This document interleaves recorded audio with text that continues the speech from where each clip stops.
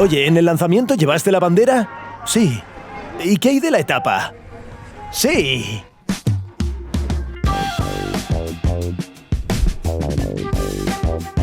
Entonces la ubicación de este vídeo sigue siendo Londres. Pescado con patatas fritas, una taza de té, comida horrible y un clima aún peor. Mary Poppins, Londres. Esta ciudad es muy interesante no solo por sus atracciones turísticas, sino también por su organización interior. Y hablaremos de cómo vivir en esta jungla de asfalto. Así que aún puedes venir a la cafetería y relajarte sin problemas. Aquí de chill. Hablaremos de fútbol y otros valores tradicionales ingleses.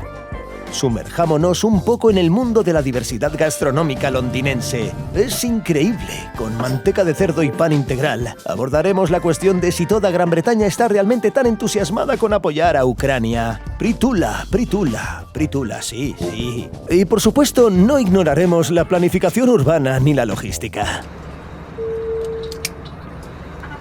Empecemos por la llegada, así que puedes visitar Londres a través de uno de los 6 aeropuertos urbanos y suburbanos, y aquí está su mayor concentración entre las ciudades del mundo. Por eso solo quienes no son locales prestan atención a los aviones que vuelan constantemente por el cielo. Se acaban acostumbrando. Para mí, el transporte público urbano es uno de los temas más interesantes de cualquier metrópoli. Y si algún sistema de transporte en el mundo merece un museo propio, ese es sin duda el de Londres.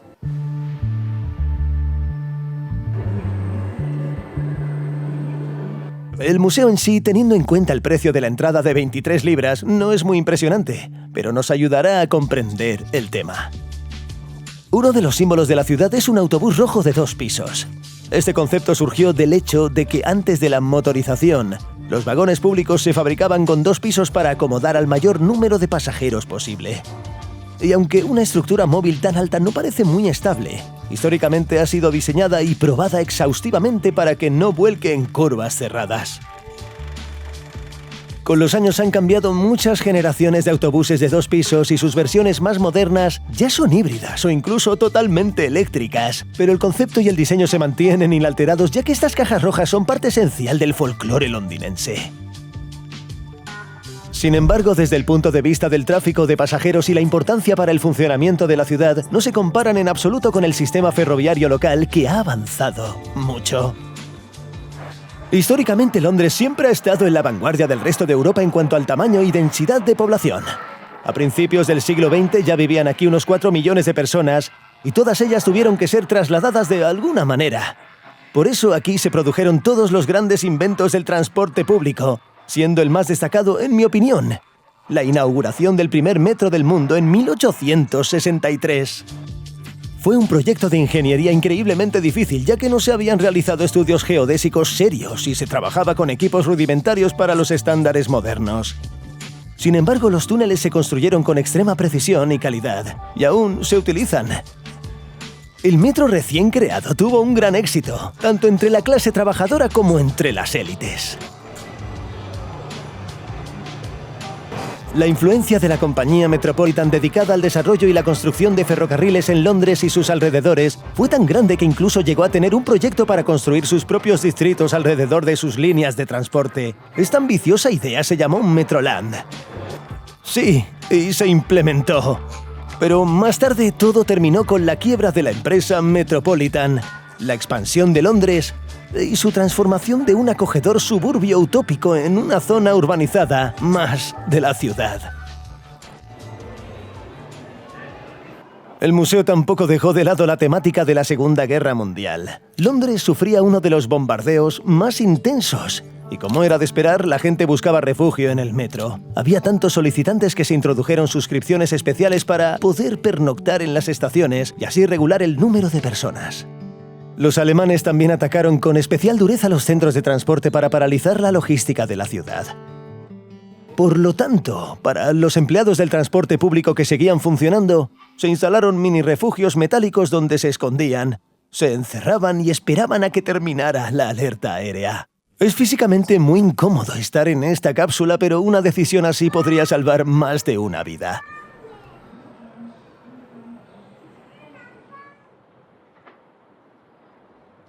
Tras la guerra, el transporte público continuó su desarrollo.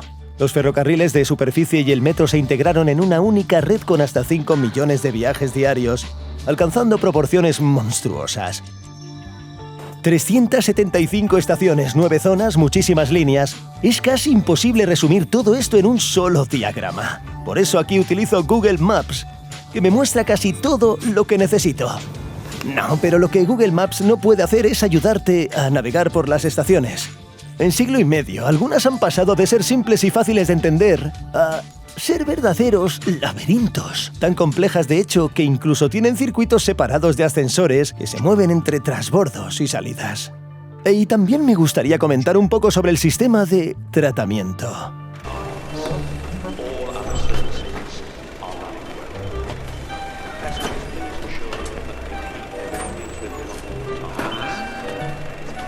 No sé si esto ocurre en otras grandes ciudades, pero me impresionó mucho cómo pagan el transporte en Londres. Así, al entrar, pasas tu tarjeta o Apple Pay o Google Pay y no te cobran nada. Luego, al salir, vuelves a pasarla y dependiendo de cuántas estaciones pases, qué zonas de la ciudad cruces y cuántos transbordos hagas, se te cobra algo. Pero hay un límite más allá del cual es imposible gastar en un día. Y también depende de la zona que haya cruzado el pasajero. Y resulta sumamente conveniente si el mismo pasajero se desplaza por la ciudad durante todo el día. Además de los medios de transporte tradicionales, se está integrando gradualmente algo nuevo en el sistema de transporte urbano. Por ejemplo, el teleférico. Es el único en Londres hasta ahora, pero lleva los símbolos familiares del transporte londinense. Pero la tarifa se calcula sobre el mismo límite diario y es de 6 libras por trayecto.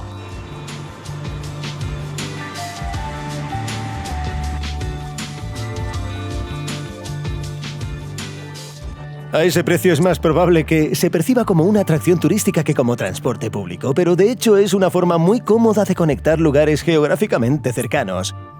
Pero por diversas razones es más difícil y caro excavar un metro o construir un puente allí que instalar soportes y cabinas de lanzamiento. Y este teleférico se creó en 2010, al parecer el año antes de los Juegos Olímpicos, para conectar los Royal Docks con la hermosa península de Greenwich. Pero a juzgar por todo, el clima allí no me acompaña muy bien. Esta es una de las zonas más antiguas y con más contrastes de Londres, pero sin duda merece una pequeña reseña. Y lo primero es que es correcto decir Greenwich, omitiendo la letra W. En general, hay muchas sorpresas de este tipo en inglés. Si llegas al distrito en teleférico, te recibirá un acogedor paseo con rascacielos y atractivas esculturas modernas. Uno de los monumentos más recientes de la ciudad también se encuentra cerca, el O2 Arena, o como se le llamó en su inauguración, el Millennium Dome. Este edificio se inauguró en el año 2000 para celebrar el nuevo milenio y albergó una exposición de tecnologías del futuro. El futuro se acercó un poco más en 2019 con la inauguración del Distrito del Diseño de las Cercanías. Se trata de un pequeño bloque de edificios de oficinas con un diseño arquitectónico ultramoderno, alquilados a diversas startups creativas que cuentan con fondos de inversión. No hace falta que te diga que para pasear por aquí no hace falta estar pensando en una gran inversión. Y para quienes no les guste la arquitectura moderna, Greenwich ofrece lugares de interés más clásicos y famosos. Por ejemplo, el antiguo barrio ribereño con la antigua residencia real, que como es habitual aquí se ha convertido en un museo gratuito.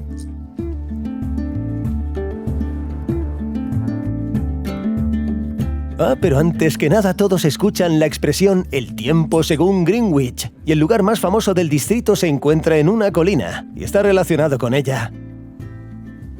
Londres puede considerarse con seguridad el centro mundial, no solo en el sentido figurado y comercial, sino también en el más directo. Porque en el siglo XIX, cuando los países acordaron algún tipo de navegación conjunta, decidieron que el meridiano cero, el punto desde el cual se calcularían todas las coordenadas, se ubicaría aquí, en Greenwich, donde lo determinaron los británicos. Y detrás de mí está el Observatorio Real, donde se encuentra la línea conmemorativa que marca el mismo meridiano. Cuesta unas 25 libras ir allí y tomarse una foto.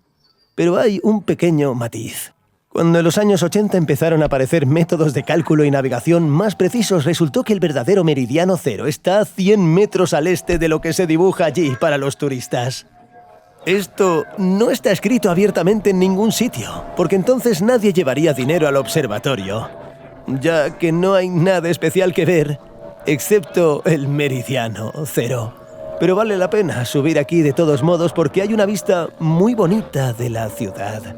¿La veis bien? Mirad qué vistas son impresionantes.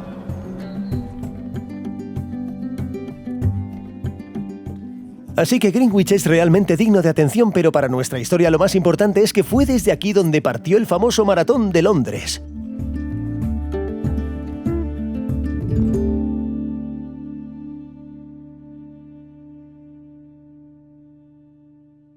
Venga, dejadme que llegue a Londres con la fundación benéfica Citizen y Roma Kaspar, un militar que perdió una pierna a los 19 años, pero no su pasión por el deporte. Roma es una persona sumamente motivadora y lo conocimos con más detalle y repasamos su historia en el vídeo anterior. Vino aquí para denunciar el problema de las prótesis en Ucrania, ya que el Maratón de Londres, entre otras cosas, es una plataforma mediática muy poderosa. Cae una llovizna, lo que crea unas condiciones muy agradables para correr. Al parecer, Roma ya se ha puesto el dorsal, se ha puesto los pies en las manos y nosotros, todo su grupo de apoyo, vamos a la salida. Además de los representantes de la fundación, el equipo de apoyo incluía periodistas extranjeros y ucranianos interesados en la historia, lo que le permitió conseguir cobertura antes de la salida. Uno de los objetivos es terminar con la bandera de Ucrania firmada por el propio Zaluzny, para luego subastarla y destinar los beneficios a una importante recaudación de fondos. En mi opinión, una iniciativa genial. Sí, una comprobación previa al lanzamiento. ¿Llevaste la bandera? Sí. ¿Y la pierna? ¡Claro que sí!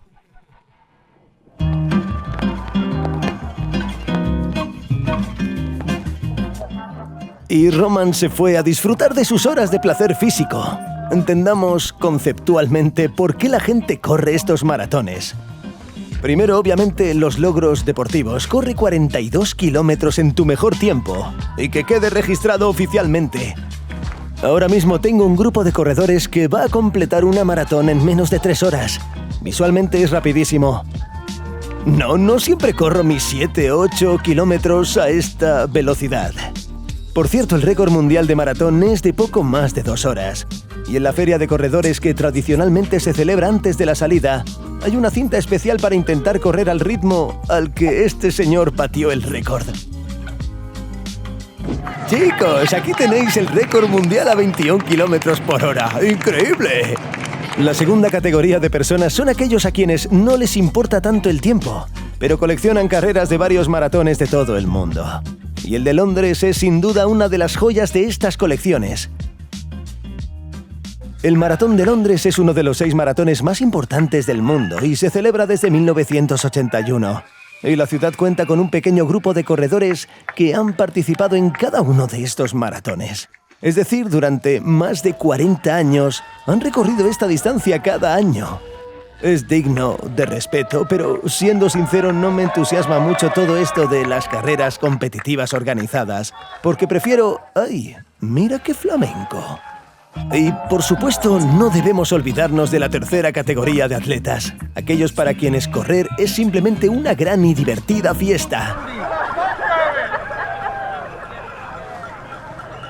Además, normalmente las calles por las que pasan los grandes maratones después de la carrera parecen como si hubieran sido escenario de un festival de rock súper sucio. Claro, todo esto se limpia muy rápido, pero siempre queda algún residuo.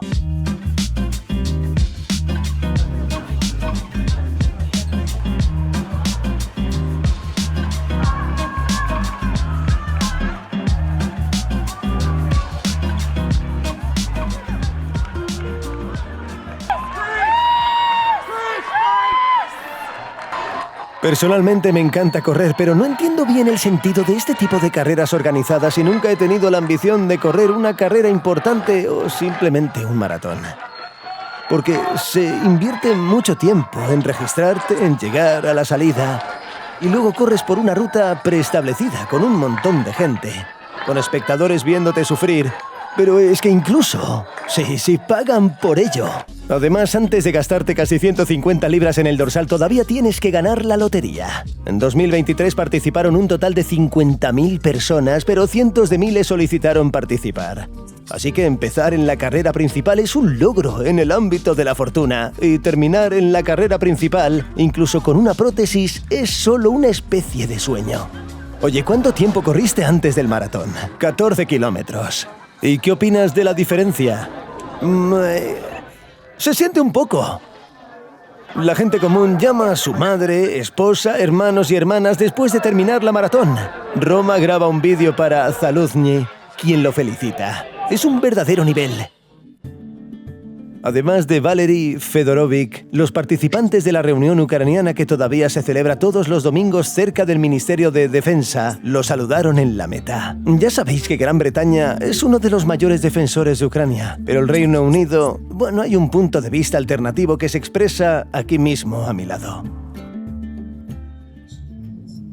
Pero en este mismo lugar cuelga un cartel con la inscripción Stop 5G y unos personajes con aspecto poco adecuado discuten con jubilados que pasan. Creo que esto solo puede considerarse un error estadístico. Hablaremos del apoyo a los británicos en Ucrania un poco más adelante, pero por ahora volvamos a nuestro tema de cultura física. Tras enterarse de la participación de Roman y otros soldados en la maratón, un par de ucranianos de Londres, con conocimientos de deportes, quisieron felicitarlos. De alguna manera, la Fundación Caritativa organizó milagrosamente una reunión de nuestros militares con nuestros jóvenes y prometedores futbolistas estrella en Inglaterra. A pesar de que Oleksandr Zinchenko y Mikhailo Mudryk juegan al más alto nivel en la liga más famosa del mundo en la vida diaria, no parecían tener los ojos para nada ilusionados. Es más, cuando el servicio de prensa de la selección nacional contactó con Zinchenko, llamó él mismo a Mikhailo y organizó la reunión en una cafetería de su barrio. ¿Quién? Café de filtro. ¿Café de filtro? ¿Qué es esto? Café de filtro. Es la primera vez que oigo esto. ¿Americano? Tras su fichaje del Manchester City, Oleksandr tuvo mucho más tiempo de juego y rápidamente se consolidó como uno de los laterales izquierdos más versátiles y técnicos de toda la Premier League inglesa. Pero como jugador aún no está del todo desarrollado. Sí, hay trabajo por hacer. Pero en serio, fue un acontecimiento muy importante para nosotros hablar con uno de los ucranianos más famosos. ¿Te reconocen a menudo en Londres ahora? No, escucha, ¿todavía no? ¿Crees que soy Andriy Shevchenko? ¿O quién? No, escucha, 100 partidos de la Premier League en la base del Arsenal. ¿A qué te refieres? Ah, gracias. Así que todavía puedes venir a la cafetería y relajarte sin problema. Tranquilo, qué genial. Bueno, aún queda. Pero escucha, cada uno tiene su propio objetivo. Yo nunca tuve el de ser reconocido por todos en la calle. Un samurái solo tiene un camino. Antes del encuentro, entré en la tienda Adidas más cercana y compré una equipación del Arsenal. 70 libras por una camiseta oficial. Duele. Pero con el autógrafo de uno de los líderes del equipo, no me da miedo decirlo. Su valor ha subido un poco. Se recaudaron unas 190.000 grivnas en su sorteo en Instagram.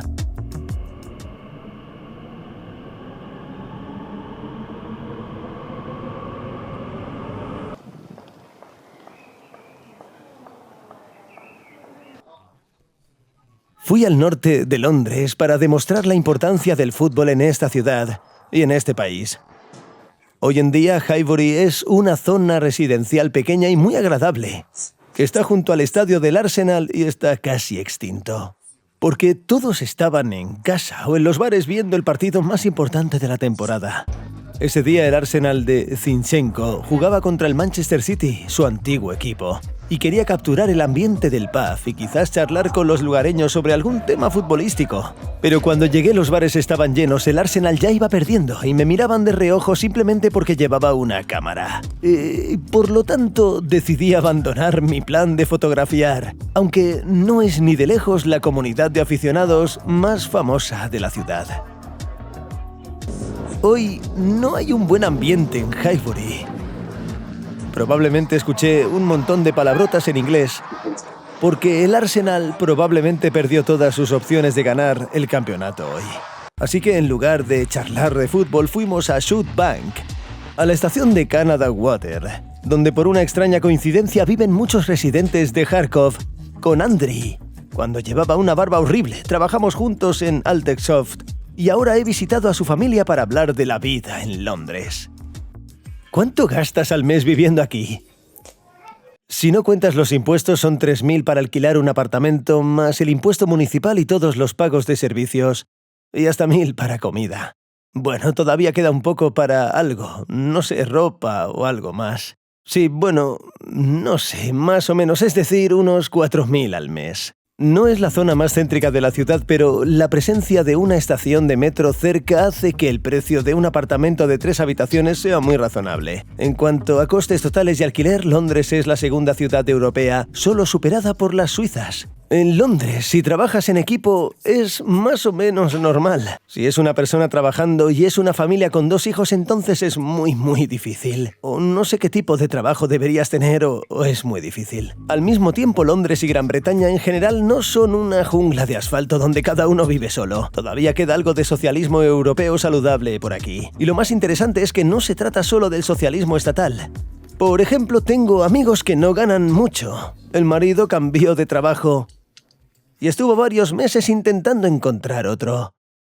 Y enviaron a su hijo a una guardería privada. Y cuando muestras tus ingresos a la guardería, tienen una política directa de ayudar a las familias que no pueden pagar. Es una escuela privada, lo que significa que ni siquiera es pública. Y les dieron un descuento de aproximadamente el 90% en sus estudios. ¿Pero en base a qué? En base a que llegaron a través de un concurso, pero no tienen dinero para pagar esta escuela. Pero si cambias de trabajo, consigues un aumento, simplemente les das tu nueva información. Por ejemplo, mi situación financiera ha cambiado y puede eliminar estos descuentos. Es decir, si perdiste tu trabajo en Ucrania, te enfermaste, etc., entonces esos son tus problemas. Y al comparar la vida en Ucrania, tarde o temprano llegarás al tema de la medicina. En resumen, es tal que si te estás muriendo, te llevarán del otro mundo. Pero si simplemente tienes algo que no es urgente, entonces es simplemente un infierno. Es decir, no puedes simplemente pedir cita con un médico con antelación.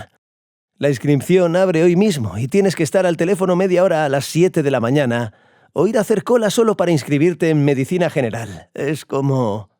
¿terapeuta? Un terapeuta, sí. Y por ejemplo, si tienes algo que no es terapéutico, sabes que algo te duele y necesitas ver a un especialista, entonces primero tienes que buscar en un médico de cabecera para obtener su número de referencia, para poder llegar a ese especialista. Y es un infierno. Sí, es un auténtico infierno. Bueno, pero si tienes seguro médico también hay hospitales privados disponibles. Bueno, cuesta mucho dinero, pero si está cubierto puedes hacerlo mucho más fácilmente. Es decir, la medicina básica en Gran Bretaña es gratuita para todos, pero un paso más allá y empiezan los costos. Por eso incluso en su sitio web oficial, el gobierno recomiendan a todos los visitantes del país tener un seguro de viaje adecuado.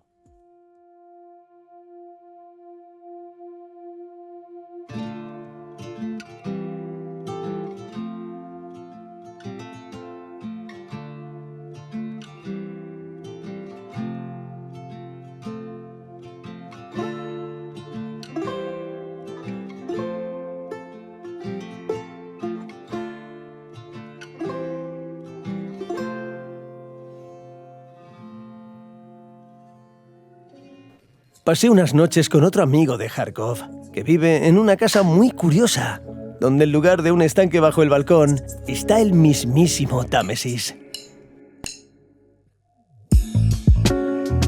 Una amplia zona en la orilla sur del Támesis se llama Southwark. Ha existido aquí desde el primer milenio, pero no se consideró parte de Londres hasta finales del siglo XIX, debido a que todos los negocios principales se concentran en la costa norte. Aquí la vivienda es más barata y se considera menos exclusiva, aún así es muy acogedor.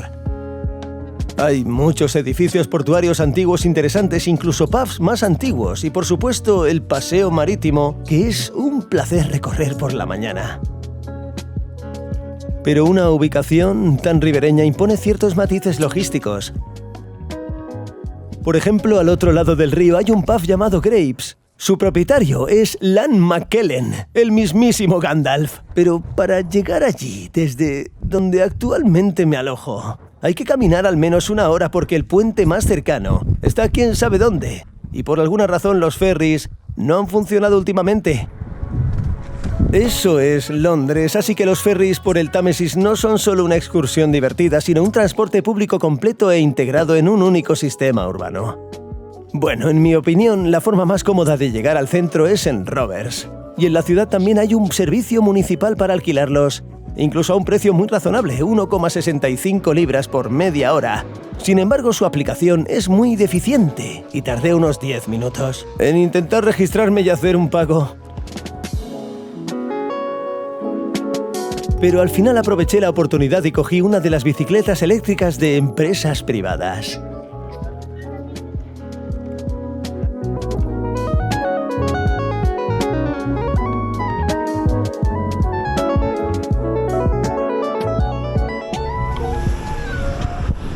Que ya ha costado bastante más. Basta con calcular el tamaño del carril asignado para bicicletas y coches. Me gusta esta planificación. En 2022, por primera vez en la historia, habrá más bicicletas que coches en las calles de Londres. Esto se vio facilitado en gran medida por el hecho de que la ciudad invierte realmente en la infraestructura adecuada. Bueno, no solo pintan carriles bici en la acera, sino que se lo quitan a los coches. Y este es un ejemplo claro de cómo parte de la carretera se convirtió en carril bici y de esta manera a los conductores no se les insinuó de forma transparente que sería mejor para ellos cambiarse a la bicicleta o al transporte público.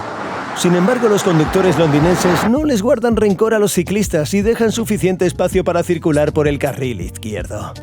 Y ni siquiera sé a qué se debe esto. ¿A la cortesía tradicional británica o a una multa de 100 libras por no mantener la distancia de seguridad? Bueno, yo diría que en estas calles de izquierdas, los peatones son más peligrosos que los coches.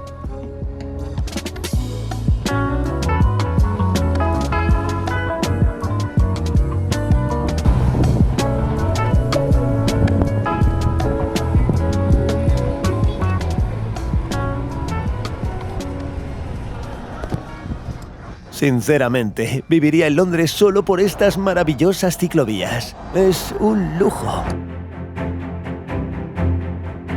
Así que aquí estamos de nuevo en la zona de Westminster, donde se encuentran el palacio del mismo nombre, la Torre Elizabeth y no el Big Ben, la estatua de Churchill y otras estructuras relacionadas con los altos líderes británicos. Una de las instituciones más interesantes para visitar en el centro de Londres es el Tribunal Supremo. Aquí se celebran las vistas finales de cualquier caso en Gran Bretaña o sus colonias. Y puedes venir, visitar las instalaciones e incluso observar un poco el proceso de forma totalmente gratuita. Es decir, sí, cualquier caso administrativo o penal en el territorio de las antiguas colonias británicas puede ser apelado y llegar a este tribunal para su consideración por el Panel Judicial Supremo. El interior del edificio está profusamente decorado con heráldica y vidrieras. Un detalle muy interesante es que todos los símbolos principales de la institución están relacionados con partes de Gran Bretaña. Por ejemplo, su logotipo, que en diversas interpretaciones de diseño se encuentra por todas partes, contiene imágenes de flores que simbolizan cada uno de los principales países del reino. ¿Cuántos países hay en este país? 4. Es más, incluso todos los muebles del interior están hechos con materiales de estos 4 países respectivamente. Las cortinas se fabricaron en Escocia. Es decir, hay de Gales, Escocia y piel de Irlanda del Norte. Y siempre me río de la gente. Eso no es de Ikea, es de roble inglés. La señora Olena ha trabajado aquí durante muchos años en el servicio de seguridad y nos guió por diferentes plantas y salas. Nos explicó cómo funciona el Tribunal Supremo. Spoiler, nada del otro mundo.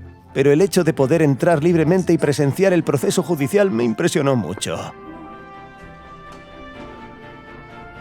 Justo al lado del tribunal se encuentra la Abadía de Westminster, el lugar de todos los eventos reales relacionados de alguna manera con la religión. Pero no se puede entrar a la abadía de Westminster ahora mismo porque está cerrada hasta la coronación, que creo que es el 8 de mayo. Bueno, no pasa nada. En fin...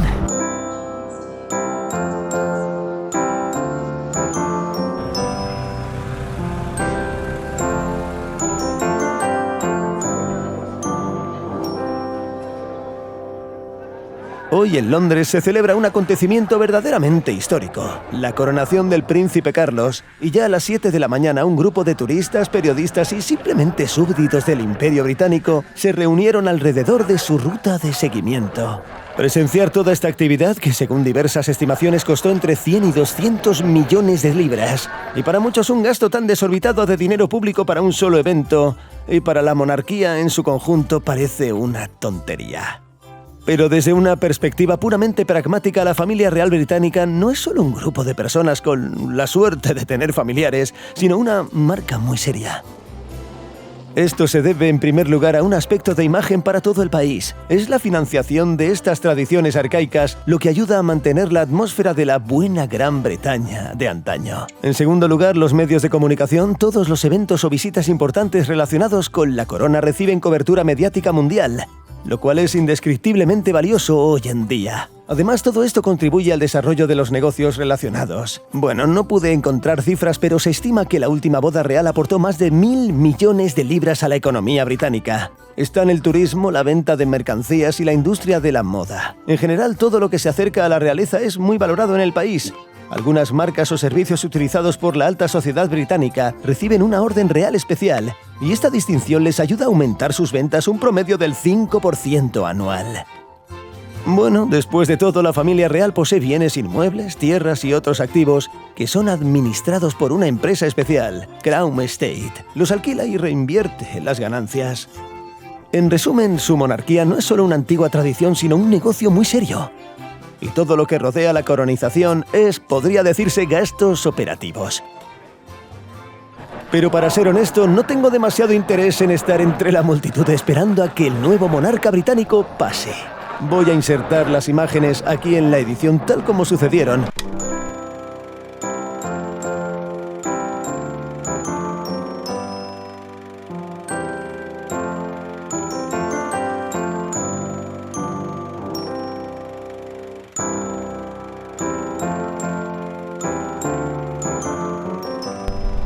Por cierto, según tengo entendido, no todos en Gran Bretaña están encantados con el propio Carlos, pero esto ya es parte de su cultura interna. Bueno, volvamos al tema central y hablemos un poco sobre uno de los monumentos más reconocibles de la ciudad, el London Eye. Fue uno de los proyectos de ingeniería más destacados. Se ensambla por separado en la fábrica, se arrastraba por el Támesis y a finales de 1999 se instaló frente al Westminster, en honor al tercer milenio, y ahora sigue siendo la noria de observación más alta de Europa.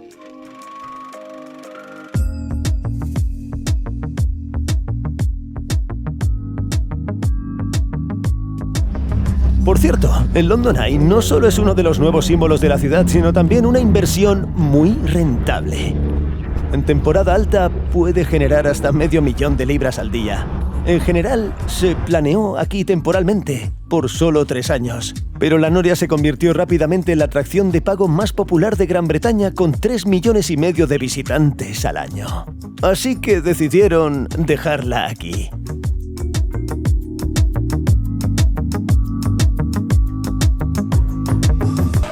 Bueno, una maravillosa puesta de sol que se podía ver directamente desde el London Eye. Pero se hicieron planes más urgentes. Bueno, vamos. Sí, algo que... Así que ahora tenemos una pequeña aventura en el Nuevo Este. ¿Vamos a comprar una camioneta? No la compréis, sino que la compren. ¿Veis la camioneta para el ZSU? Es el pasatiempo preferido de los informáticos. André y Sherry llevan haciéndolo desde el comienzo de la invasión en su tiempo libre, y como verdaderos profesionales de la informática incluso crearon un bot de Telegram que busca opciones en código abierto. Colaboramos con los geniales Help UA Tracks, quienes fundaron todo esto y empezaron a comprar coches.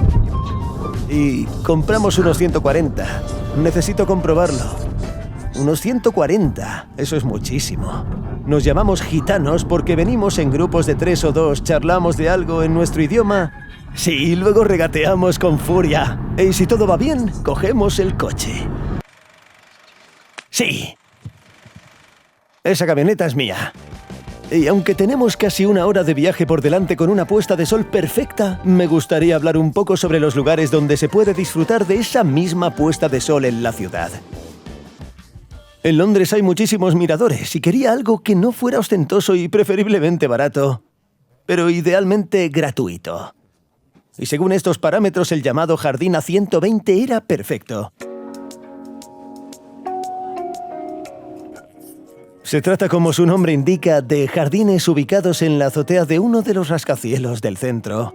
Y este es el espacio abierto más grande de este tipo en la ciudad.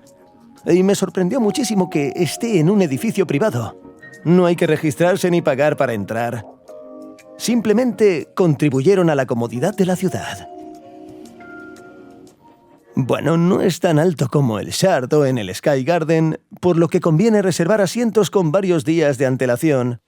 Más bien con una semana de antelación.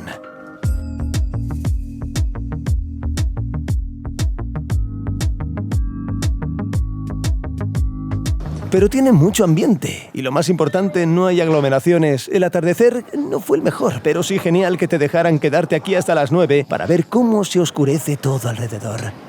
Bueno, mientras tanto, volvamos al día en el que el sol se ponía un poco mejor.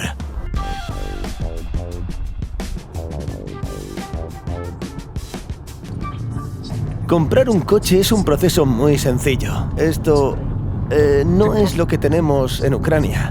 Aquí simplemente se firma un documento similar al del Europrotocolo junto con el propietario, se rellena un cuestionario y se envía por correo, y listo. Con el tiempo, cada vez hay menos coches aptos para la compra, pero gracias a las leyes de planificación urbana de Londres podrían volver a estar disponibles. En Londres existe la zona de emisiones ultrabajas. Se trata de una zona donde no se pueden circular coches no ecológicos. Esto significa que para los coches de gasolina Euro 4 se trata de coches de unos 15 años y para los diésel Euro 6, es decir, solo pueden circular coches de 5 años. Pueden conducir, pero hay que pagar todos los días. Y quienes tienen camionetas diésel, ahora que la zona se está expandiendo, su casa o su trabajo podrían caer en esta zona y empezar a venderlas. Y llegamos enseguida. Sí, llegamos enseguida.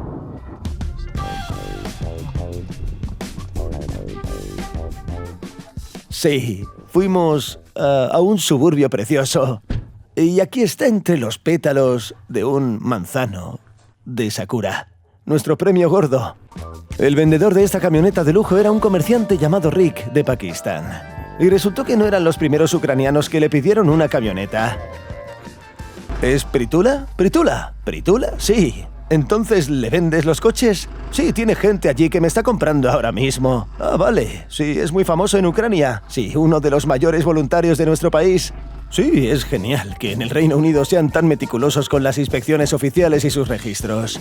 Por lo tanto, al comprar un coche puedes confiar no solo en la prestación del vendedor y en tu propia experiencia, sino también en las fuentes oficiales de información. Este es un sitio web del gobierno. Entraré ahora. Y veremos todos los secretos del lujo. Harry Potter y los secretos del lujo. Pregunta si es un Toyota negro. Respondemos que sí, que es un Toyota negro. Y aquí está su historia. Aquí podéis ver que pasó todas las inspecciones. Pero hace un año había algún problema con la rueda delantera.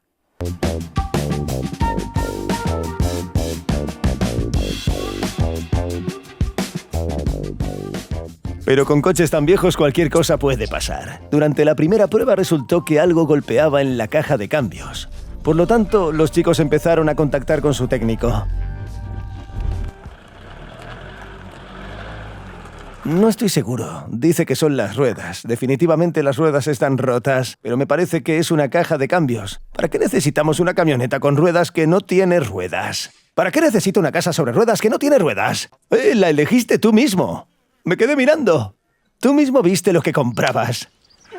Comprar un vehículo así, incluso en Gran Bretaña, no es un proceso trivial. Y Ricky no se esforzó mucho en explicarnos esa opción y nos mostró otros ejemplares que tenía en stock.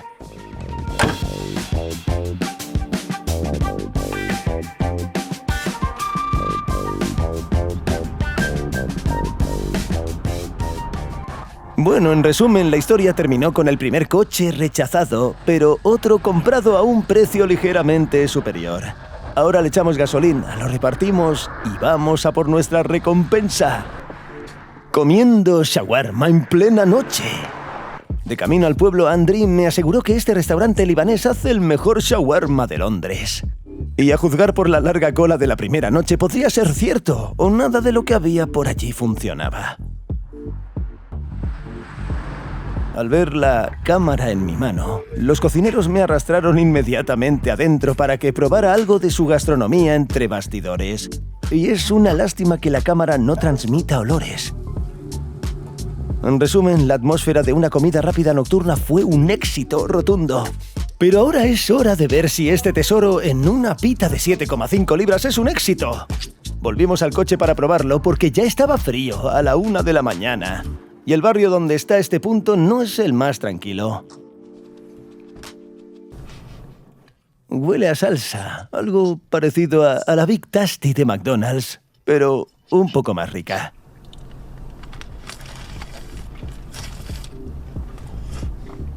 Increíble. Simplemente impresionante. Puedo saborear el pollo que asaron allí. Un montón de verduras diferentes y la misma salsa. No sé cómo describirlo. Es como si Big Tasty hubiera decidido que era hora de un ascenso y se hubiera vuelto aún mejor. Probablemente estará entre los 5 mejores shawarmas que he comido. Solo mira esos jugosos trozos de pollo. Está simplemente delicioso. Es un verdadero placer. Está espectacular. Te has quedado flipado. En Londres hay muchísimos lugares deliciosos para comer. Hay miles de establecimientos por aquí. Pero para encontrarlo todo en un solo lugar y sumergirse en la historia, deberías ir al mercado de Borough.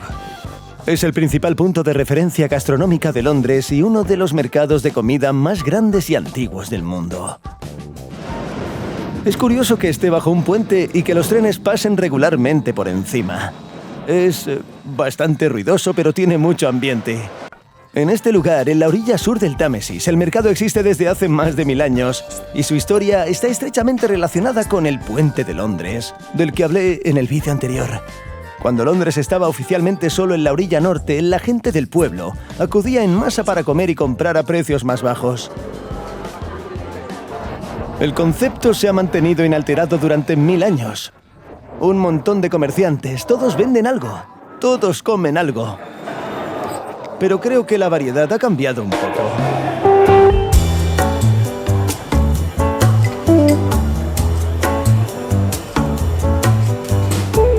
Aquí hay más de 100 puestos y bandejas con diversos productos agrícolas, pasteles, carnes y, por supuesto, comida rápida de todo el mundo. Puedes simplemente probar algo o ver el proceso de cocción. Es, en cierto modo, un auténtico museo de la alimentación con un auténtico ambiente de mercado.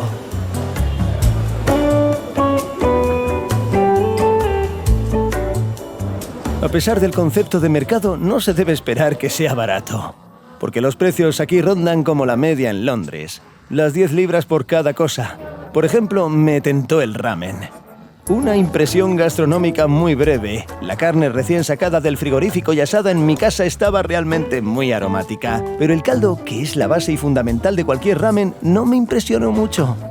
Sinceramente, puedo nombrar 5 lugares en Ucrania donde el ramen estará mucho más rico. Pero quizás sí debería ser en Japón, porque los chefs parecen muy auténticos. En general, en Londres casi todos los distritos tienen su propio mercado de comida, pero la mayoría son muy similares. Pero el más sorprendente de ellos se encuentra cerca del famoso Hyde Park y se llama Mercato Mayfair. Lo sorprendente es que está ubicado en el territorio de una iglesia.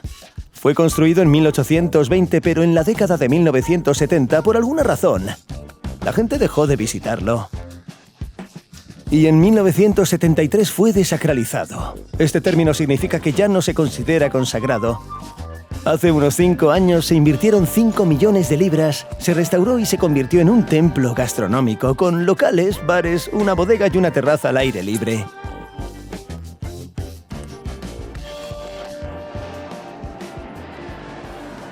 Y esto, en mi opinión, es una coincidencia perfecta porque la comida deliciosa también es una especie de religión.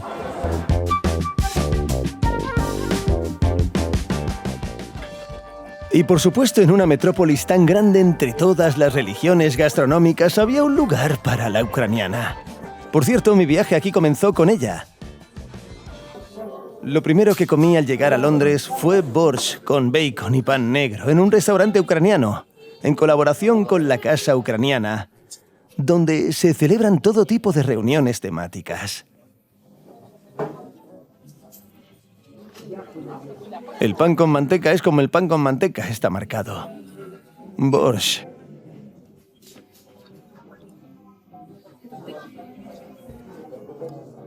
No, en general es un borscht normal. Como el de algunos comedores ucranianos, pero por 5,50 libras.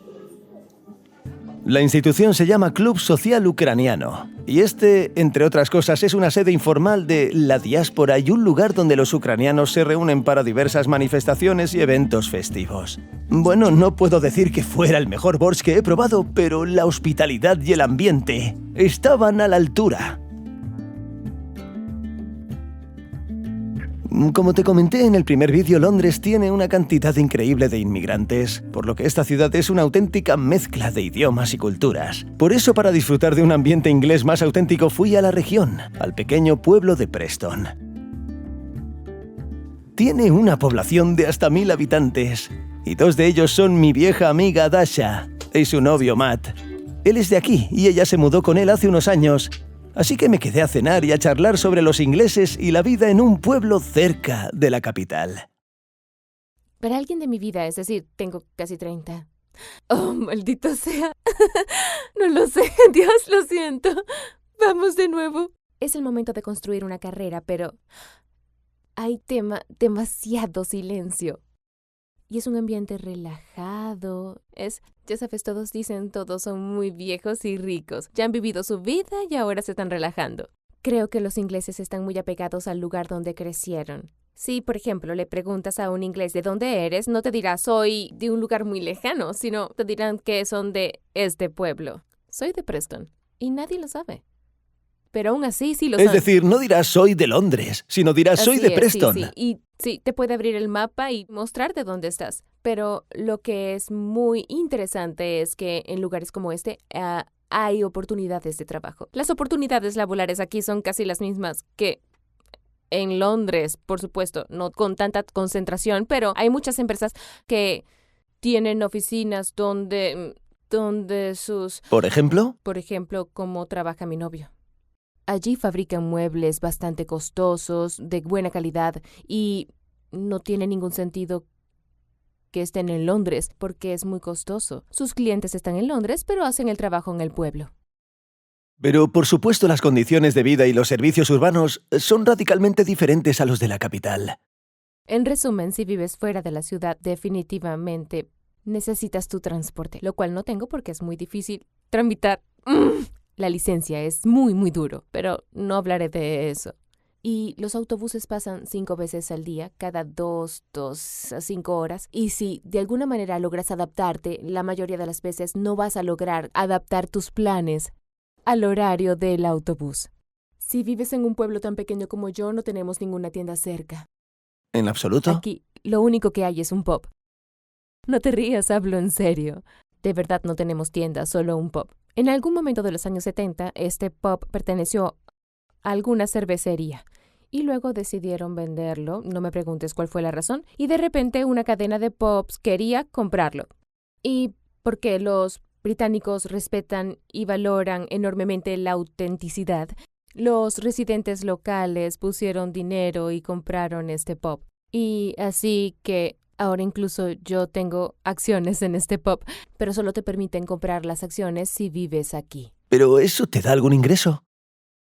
No se trata de dinero en absoluto. Se trata de ser parte de esta comunidad como tal. Vamos a nuestro pub, lo llamamos la gran sala de invitados. Uno entra y el otro sale, es un lugar público. E incluso invitaron a la reina a la inauguración y ella respondió, y en el pub está enmarcada su carta oficial con su firma, donde se disculpa porque no puede asistir porque tenía el horario ocupado. Obviamente no va a venir a la inauguración de un pub local. Este pueblo tiene un estadio de cricket y su propio equipo. Incluso tienen sus propios programas impresos para la temporada y patrocinadores. La mayoría son empresas locales como la empresa de muebles Meta y el mismo pub local. Tienen ese sentido de comunidad, está muy desarrollado e invierten mucho en su comunidad. Y ellos, por ejemplo, si eres un joven artesano o empiezas algún negocio, ellos vienen, todos los vecinos. Tú puedes contar con que ellos vengan a apoyarte porque ellos querrán apoyar tu negocio local.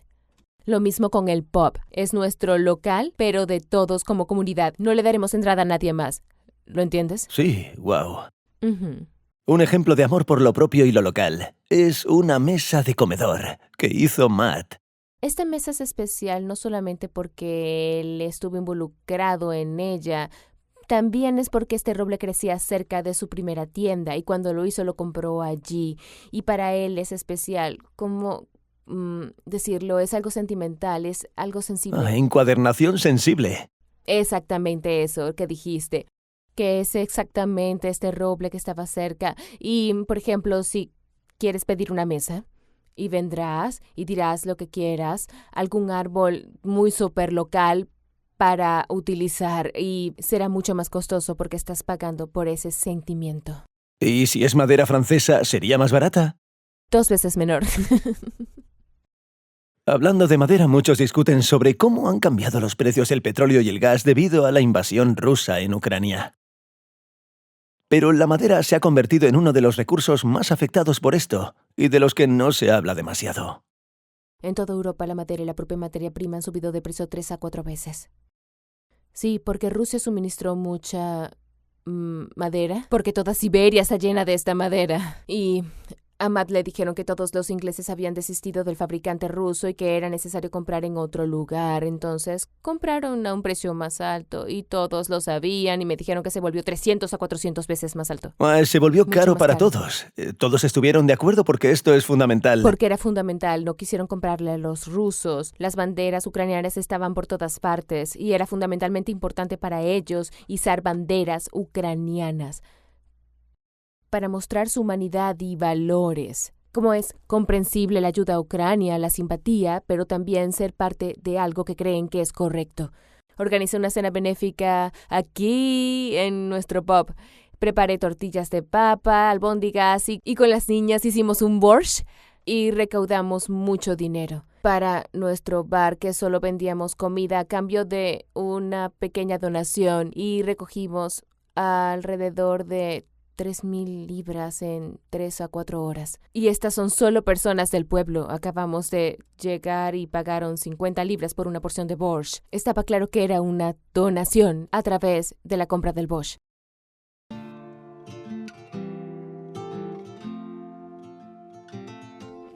Así pues, el apoyo británico a Ucrania no es solo una cuestión política o una tendencia en la capital entre quienes conocen a los ucranianos, sino un asunto de la gente y una de las pocas características distintivas entre Londres y el resto del Reino Unido.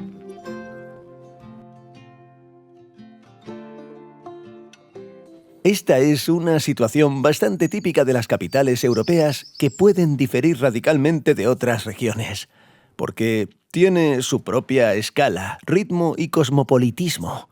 Y a juzgar por toda Inglaterra, habiendo visitado solo Londres, creo que podría ser una decisión un poco equivocada.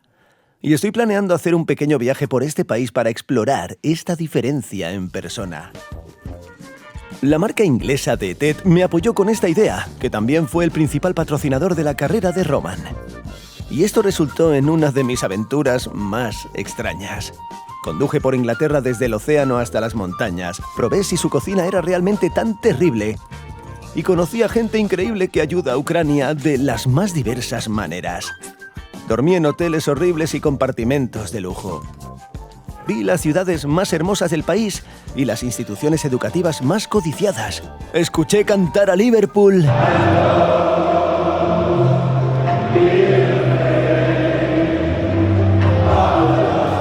Y cómo ruge el viento en los Cárpatos ingleses. Oye, por supuesto, habrá otro vídeo sobre todo esto, así que os recomiendo suscribiros con total imparcialidad y activar la campanita para no perdéroslo. Ay, por supuesto, dale a me gusta, que nos viene muy bien para el algoritmo. Sí, sí. Como siempre, gracias por vernos. Nos vemos en el próximo vídeo.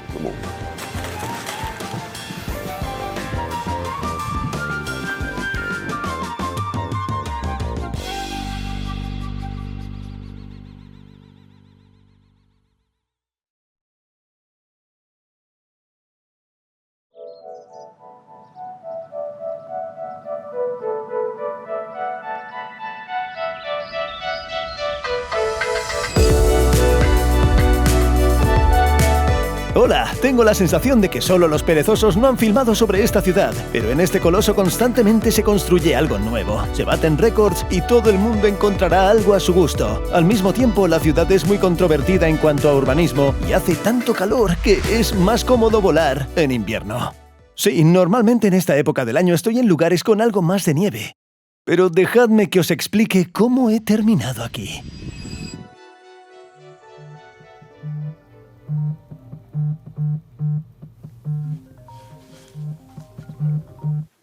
Sí, hola.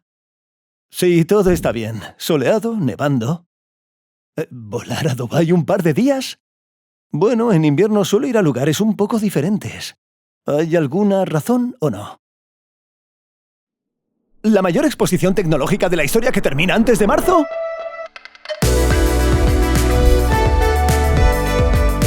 Es la mayor exposición de diferentes conceptos, tecnologías y arquitectura del futuro, a la que han asistido casi todos los países del mundo. Y este lugar está llamado a sorprender, incluso a los más difíciles de sorprender. Y solo queda una cuestión de técnica: teletransportarse a la cálida península arábiga en vuelo directo.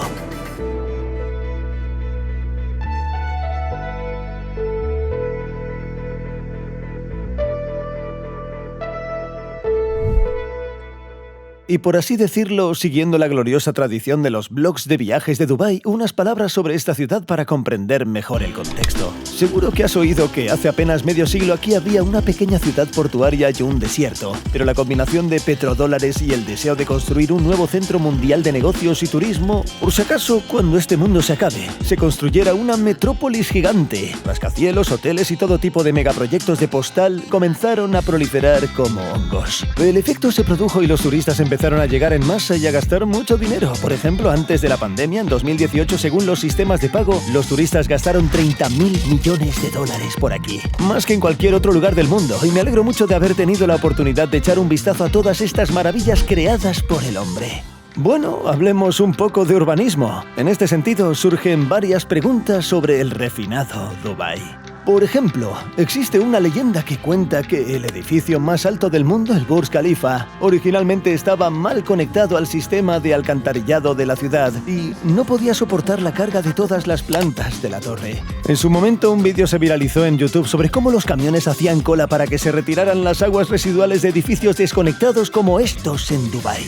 En segundo lugar, el transporte público, que debería transportar a 3,5 millones de personas a sus hogares, no está muy desarrollado. Su famoso metro automatizado solo tiene una línea y media y nada más. El movimiento está limitado principalmente por enormes autopistas de varios carriles que conectan los distritos entre sí. En cuanto a las zonas residenciales, la planificación de Dubái históricamente no ha sido la más eficiente. Por ejemplo, los residentes más adinerados viven en zonas residenciales muy chulas, con villas, casas adosadas y todo esto que recuerda un poco a un suburbio estadounidense, solo que con un toque árabe. Pero justo al lado de ellos pusieron hormigueros de varios pisos de apartamentos, o una montonera de casas alrededor.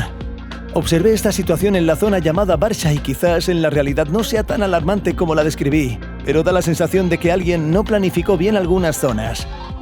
Bueno, eso es lo que me pareció desde el aire. Por cierto, desde finales de 2021 volar un dron en Dubái es completamente legal. Para ello es necesario obtener un permiso antes de despegar, que se puede obtener en la página web de aviación civil y cuesta 120 dirhams. Hay que enviar una foto del dron, el número de serie y explicar para qué se utilizaría. Pero en enero de 2022 las reglas del juego volvieron a cambiar un poco, así que tuvieron un incidente con drones en Abu Dhabi y mientras editaba el vídeo, recibí un SMS indicando que todas las licencias emitidas habían sido canceladas y que los nuevos permisos estaban temporalmente en suspenso. Y es una clara señal de la rapidez con la que las cosas pueden cambiar en Dubái. Y no solo afecta a las normas sobre el vuelo de drones, sino a toda la ciudad. Para 2040, Dubái planeó un nuevo megaproyecto, pero esta vez no se trata de una obra monumental, sino de una reconsideración total de la planificación urbana que ampliará considerablemente el transporte público, descentralizará la infraestructura, siendo mucho más cómodo para los residentes. Y esto, en mi opinión, es muy buena idea, porque hasta ese momento las principales prioridades de la ciudad eran atraer turistas y expandir territorio lo más rápido posible a cualquier precio. Y el hotel en el que nos alojamos en principio ilustra muy bien estas dos principales pasiones de Dubái. Así pues, el hotel en sí es un hotel. Habitaciones enormes, todo incluido con todo lo que puedas imaginar, y una enorme playa con piscinas donde en principio los turistas pueden pasar todo el día. Pero lo particular de este hotel es que está situado en una gigantesca isla artificial. En Dubái existe la costumbre de excavar enormes sistemas de islas artificiales, la más famosa de las cuales es Palm Jumeirah. Cuando se inauguró, todas las propiedades se agotaron en 72 horas. ¿Y cómo podrían ante tal éxito rascarse la cabeza y empezar a excavar aún más? Y esta Palm Jumeirah será teóricamente 4 veces más grande que la original. Pero el proyecto está congelado por ahora, y el paisaje que rodea el hotel parece recién desprovisto de una película, tan virgen y desierto. Y resulta que a un lado de Dubái hay desierto y al otro lado hay agua, en la que en principio también podrían expandirse. Y la ciudad, en esencia, tiene un territorio ilimitado para construir nuevas cosas y atraer a más y más turistas. Pero de hecho, una de las principales atracciones turísticas es subirse a un todoterreno con un conductor local pintoresco e ir al desierto a ver cómo era Dubái hace 30 o 40 años.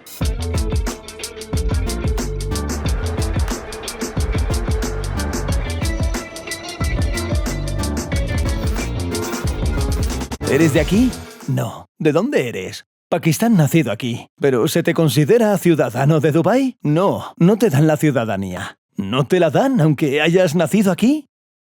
¿Tus hijos, nietos? ¿No? Para nada. ¿De verdad?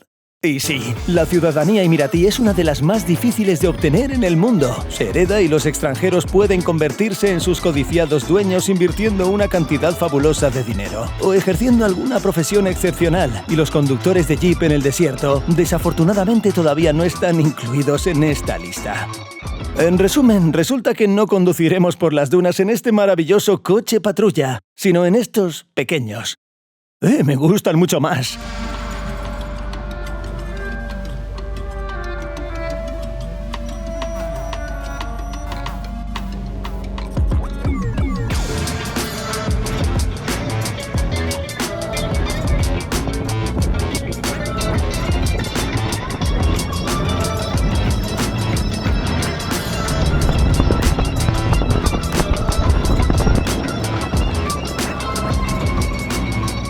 Las vistas del páramo circundante, las nubes de arena que salen volando bajo las ruedas y la brutalidad general de estos cacharros elevan el listón de la locura a un nivel muy decente. El ambiente de esta ruta me encantó.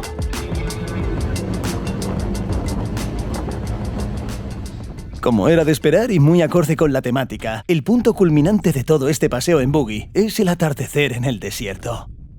Es espectacular. Aunque condujimos un poco más de lo previsto, conseguimos admirar el sol escondiéndose tras las dunas. Y los pasajeros, más avispados y preparados, incluso se cambiaron de ropa allí mismo y grabaron algo de contenido en el desierto para conseguir un montón de likes.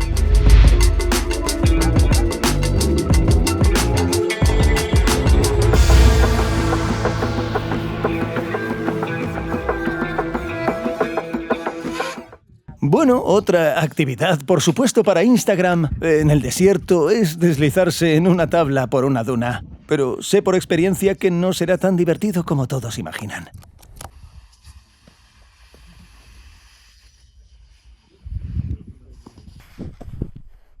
Bueno, no ha estado mal. El mejor snowboard de mi vida. Que era Mucho más fácil subir que sobre nieve, polvo.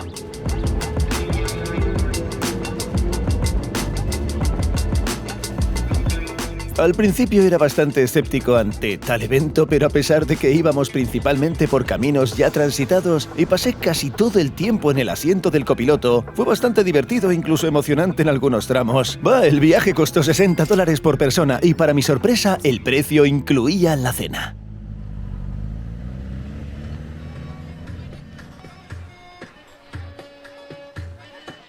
Nos llevaron a otro ejemplo de turismo local, una especie de mercado de comida de Dubái. En esencia es un pequeño restaurante tipo buffet que sirve todo tipo de aperitivos de Oriente Medio. Freían barbacoa y preparaban un shawarma muy bueno. Me gustó mucho. El local está cuidadosamente decorado al estilo tradicional beduino y aquí quizás sería bastante acogedor, sobre todo teniendo en cuenta el shawarma, si no fuera por las animaciones.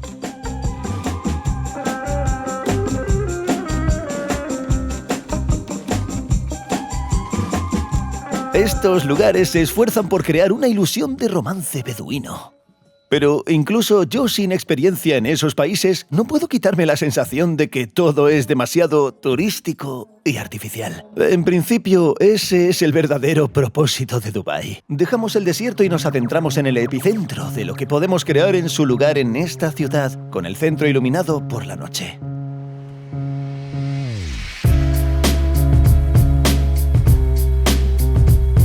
El presupuesto total de lo incluido en 2 kilómetros cuadrados es de $20.000 millones y me da miedo siquiera imaginar cuánta energía consume esta zona. Y no solo luz, sino también este espectáculo de fuentes absolutamente fascinante.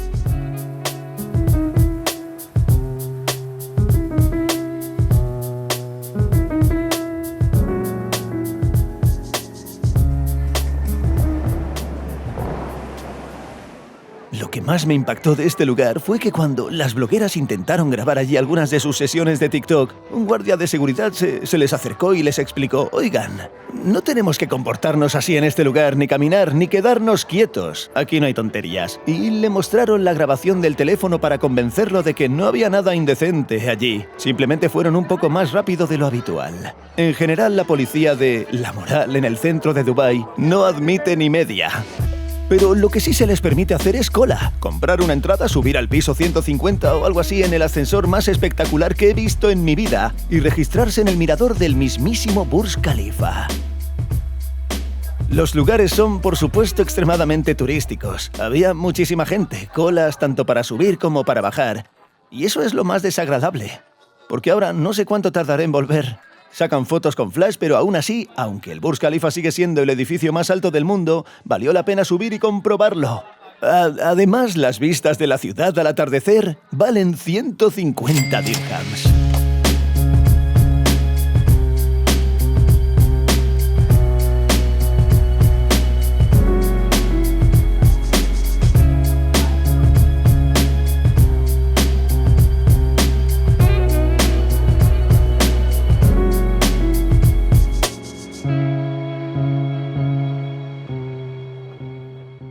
Pero en el ámbito de presumir frente a los turistas, con los edificios más altos, el Burj Khalifa dejó de ser el más moderno del barrio desde el 21 de octubre. Sí, conocer la noria más alta del mundo, Ain Dubai, el ojo de Dubái. Diseñada por la misma oficina que diseñó la famosa noria de Londres y está instalada en otra isla artificial local. La inauguración, por supuesto, fue muy pomposa, con fuegos artificiales y un espectáculo de drones que, por cierto, todavía se celebran aquí todas las noches. Pero no tuvimos tiempo de verlo completo porque teníamos asientos reservados en este batiscafo celestial para una hora específica. Por cierto, cuesta $35 por persona o $50 si queréis ir al atardecer.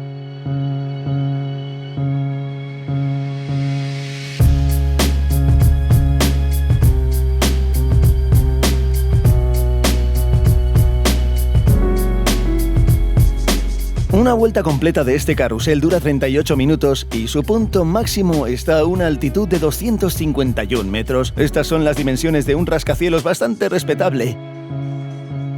Parece que gira muy lentamente, pero mis oídos se taparon un poco. De hecho, es enorme. Tanto en cuanto a las vistas desde la borda como a su ingeniería, es una auténtica obra maestra. Y en la lista de recomendaciones para visitar en Dubái yo incluiría: esta gigantesca atracción es incluso más alta que el mirador del Burj Khalifa.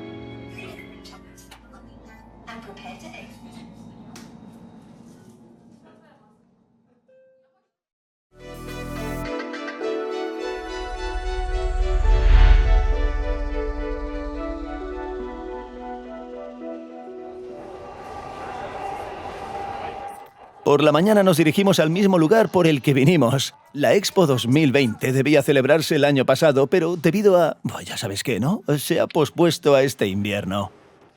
En cuanto a cómo llegar, es uno de esos raros casos en Dubái, en los que es mucho más cómodo llegar en metro que en coche. Porque la estación está justo al lado de la entrada de la Expo, pero desde el aparcamiento tendrás que caminar otros 10 minutos.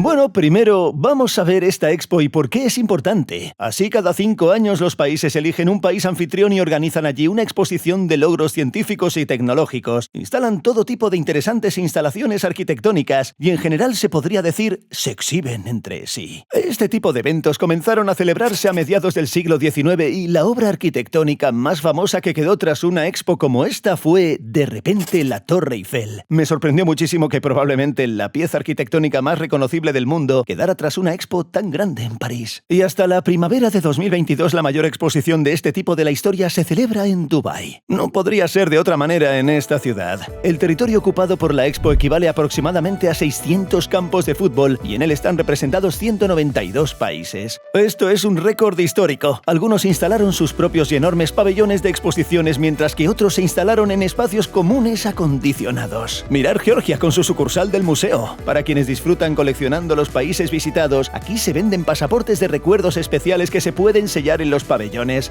También hay varias atracciones interesantes. Aquí hay una plataforma de observación móvil que ofrece la mejor vista de toda la Expo. O esta enorme antifuente, un lugar genial. Crea la ilusión de que el agua está a punto de caer sobre ti, pero en realidad ni siquiera te moja los pies.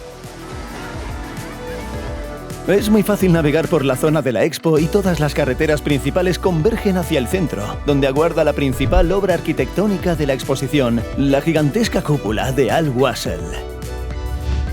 La estructura tiene 67 metros de altura o unos 25 pisos y en realidad se ve majestuosa.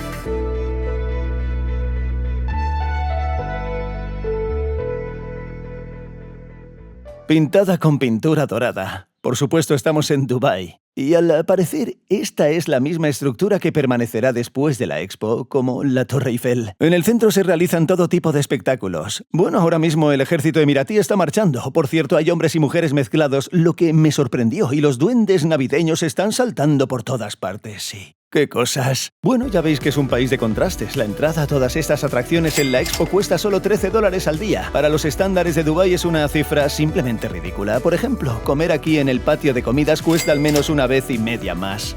No tuve tiempo de comer porque pasé un día y medio en la Expo y quería verlo todo. Y moverse por la enorme zona de exposición no es ni siquiera el factor limitante más importante.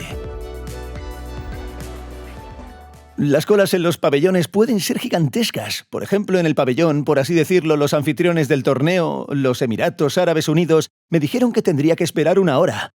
Por eso es muy útil tener una aplicación de la Expo con la que se puede reservar con antelación 1 hora para visitar cualquier pabellón. E incluso trazar una ruta a través de Google Maps, porque ahí hay tanto territorio que es difícil prescindir de él. Oye, y tiene muy buenas reseñas. Pero por desgracia, incluso con la aplicación, no todo en la Expo será fácilmente accesible.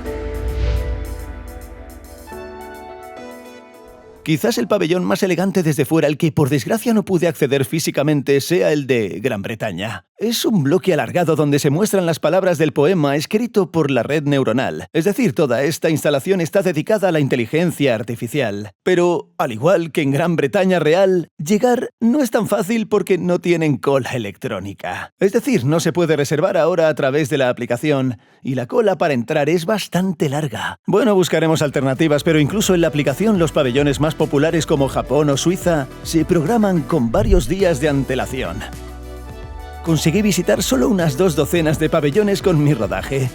y cada país intentó contar algo propio. Hay quien presume de su transporte y hay quien te invita al espacio con gafas de realidad virtual. Y algunos, como India, por ejemplo, intentaron contarlo todo a la vez. Y bueno, al final fue un poco de todo y de nada.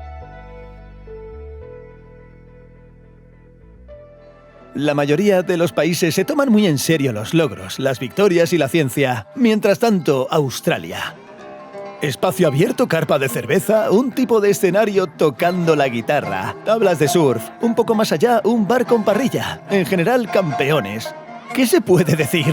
El ambiente del pabellón australiano, claro, eso es lo que necesita, pero por desgracia no puede entrar porque aquí también todo estaba programado para todo el día. Y bueno, dejadme que os cuente sobre los mejores pabellones a los que logré entrar y que recuerdo con más intensidad. Empezaremos por el pabellón anfitrión.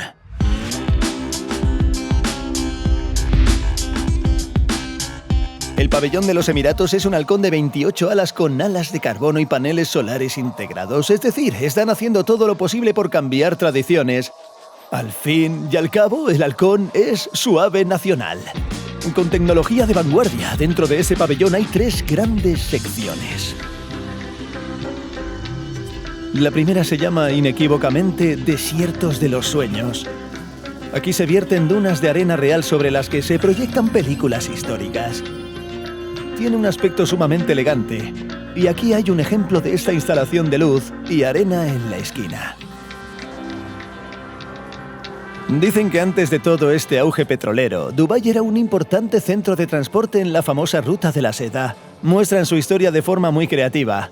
Primero se vierte arena, es decir, simbolizando el desierto, obviamente. Luego se le añaden trozos de vidrio que sobresalen mostrando que algo se está construyendo. Y un poco más allá ya vemos pantallas bastante grandes que muestran el desarrollo de Dubái en la época moderna. Y a través del pasillo de pantallas accedemos a la siguiente sección. Allí en la pantalla, con bastante calidad IMAX, muestran una animación sobre diferentes generaciones de emiratíes. Ay, no quiero arruinaros la experiencia con mi Capri pirata. Solo diré que este cortometraje definitivamente valió la pena.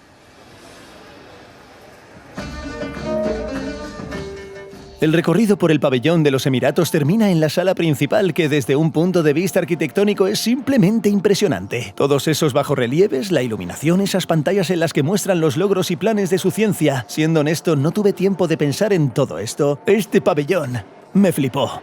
Pero es hora de seguir adelante. Como en el mapa mundial, junto al pabellón de los Emiratos, su vecino favorito se encuentra cómodamente ubicado.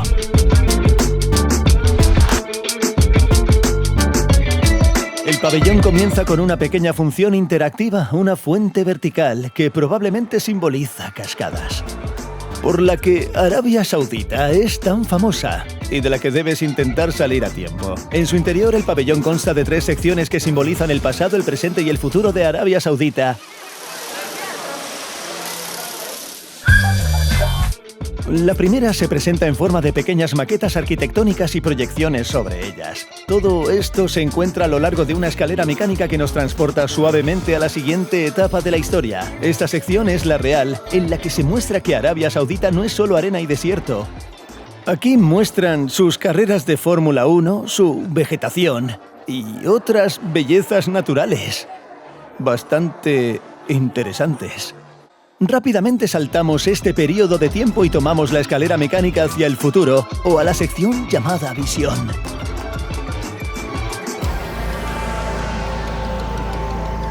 Visualmente esta sección merece todo tipo de elogios y carga con todo el pabellón. Es una enorme bola tridimensional que cambia de color y textura, tiñendo toda la sala con estos colores. Es ciertamente hipnótica, psicodélica, por momentos, y no me da miedo decirlo, perfecta para Instagram. Solo una pequeña aclaración, no soy muy bueno en arte contemporáneo y no entendí bien qué visión hay detrás de esto. Bueno, por lo que entendí, el pabellón de Arabia Saudita, Dios mío, qué brillante es. La visión del país es convertirse en una enorme bola fractal que cambia su estructura. Este es un país muy ambicioso. Y bueno, el próximo pabellón reducirá ligeramente el grado de ambición. Resulta un tanto paradójico, pero el pabellón austriaco se parece mucho más al árabe que a un pabellón de los Emiratos o Arabia Saudita. Los austriacos decidieron experimentar con la arquitectura local y construyeron estos conos truncados por los que pasa el viento y refresca la habitación de forma natural. Este es uno de esos raros casos en los que no hay aire acondicionado en la habitación de los Emiratos. A primera vista, las salas en sí no tienen mucho significado, solo se oyen algunos sonidos o se ven dispositivos que registran y visualizan movimientos. Pero de hecho hay una idea muy específica. El concepto del pabellón es experimentar Austria con todos los sentidos. Se puede tocar en algún lugar, por supuesto, se puede ver y oír, pero aquí el suelo es de madera y se puede oler. Madera austriaca natural. Un dispositivo con el que se puede saborear Austria. Probablemente no lo encontré aquí por suerte, pero aquí hay un dispositivo que se suponía que excitaba los órganos del tacto. Nos decepcionó un poco. Bueno, en resumen, se suponía que este aparato visualizaba el pulso, pero sus ventanas se bloquearon y todo dejó de funcionar un poco. Esto les pasa incluso a los austriacos.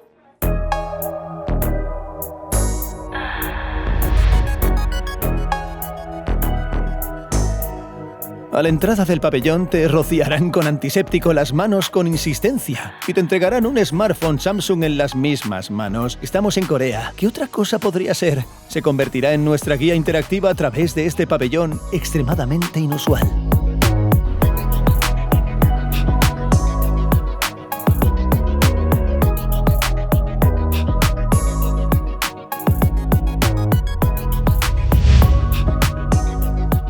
Lo que realmente me sorprendió fue que Corea parecía tener el fabricante de todo tipo de pantallas posibles. Estas mismas pantallas en el pabellón son mínimas, ya que todo es muy industrial y mayormente mecánico.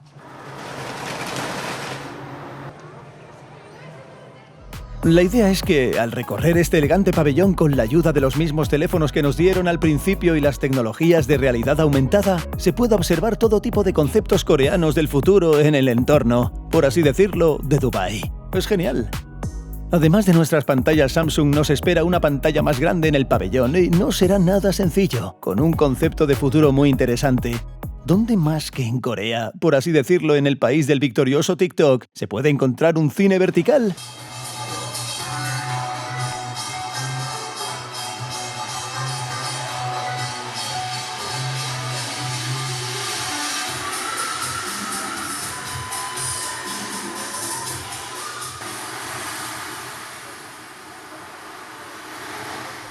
Después de una película corta de 20 minutos nos espera una actuación bastante buena en el pabellón. En el escenario principal cada hora se combinan danzas tradicionales coreanas con K-pop moderno popular.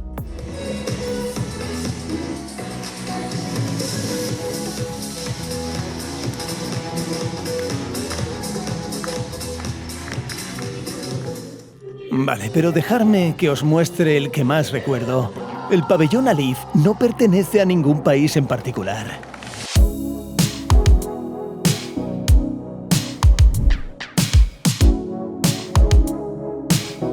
Está dedicado al tema de la movilidad, es decir, a cómo la tecnología simplifica nuestras vidas, facilita los viajes y, por ejemplo, hace que un caballo sin pata no sea tan inútil. El pabellón comienza con una historia sobre antiguos exploradores árabes que descubrieron numerosos territorios en Asia y África. Observad la escala y el detalle de estas esculturas.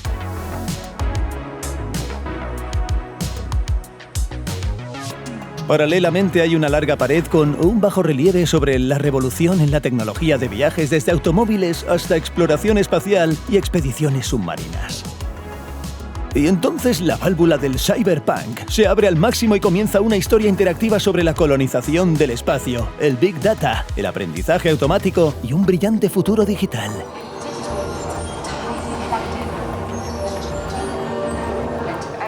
No tengo ni idea de qué nos deparará el futuro, por supuesto, pero con la decoración y el diseño de este pabellón, estoy flipando.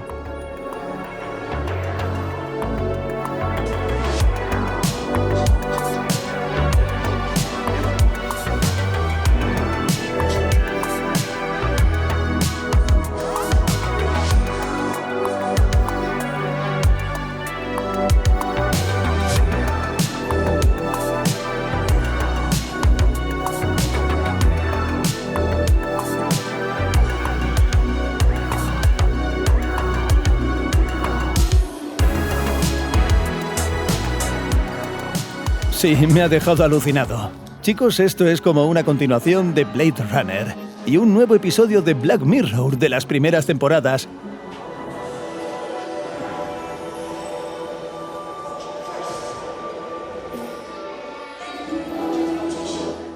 Y al final del día, por así decirlo fuera de competición, entramos en el pabellón ucraniano. Y en la entrada, sorprendentemente, afortunadamente, o no sé, desafortunadamente, no hay cola. Nuestro pabellón parece un pequeño centro comercial de 3 plantas. Y como sabemos, no sorprenderá a nadie con estructuras así en Dubái.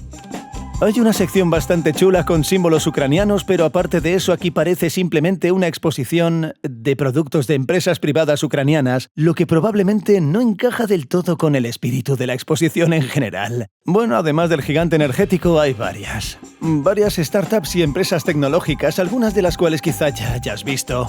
Abajo se encuentran fabricantes de ropa y transportes futuristas, por ejemplo el famoso todoterreno Amphibia Share, considerado uno de los vehículos más todoterreno del mundo. Por cierto, Kanye West conduce uno de estos pequeños en sus vídeos, pero en general no me gustó mucho nuestro pabellón, porque no había una idea o concepto claro, sino solo un conjunto de stands publicitarios. Mientras recorría el pabellón, ya había oscurecido y todo parecía completamente diferente.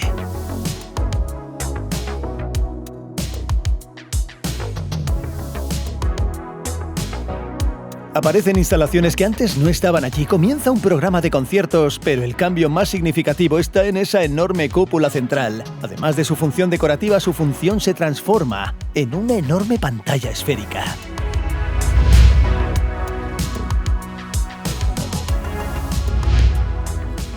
Y aquí, como veis, se proyecta el tema de la fiesta actual.